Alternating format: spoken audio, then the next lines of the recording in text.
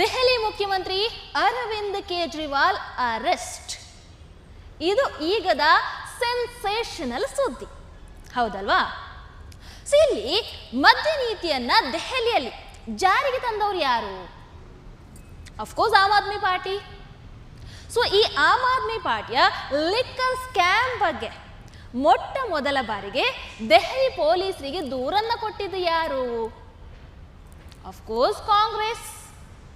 ಇನ್ನು ಬರೋಬ್ಬರಿ 9 ಇಡಿ ಸಮನ್ಸ್ಗಳನ್ನ ಕ್ಯಾರೆ ಅನ್ನದೆ ಅಧಿಕಾರಿಗಳಿಗೆ ಚಳ್ಳೆ ಹಣ್ಣನ್ನ ತಿನ್ನಿಸಿ ಕೊನೆಗೆ ಅರೆಸ್ಟ್ ಆದವರು ಯಾರು? ಅರವಿಂದ್ ಕೇಜ್ರಿವಾಲ್. ಇಲ್ಲೊಂದು ಕಾಮಿಡಿ ನೋಡಿ, ಇಷ್ಟೆಲ್ಲ ಹೇಳಿದ್ವಾ ಕೊನೆಗೆ. ಹಾಗಾದ್ರೆ ಇದಕ್ಕೆಲ್ಲದಕ್ಕೂ ಕಾರಣ ಯಾರು ಅಂತ ಕೇಳಿದ್ರೆ ಏನ್ ಹೇಳ್ತಾರೆ?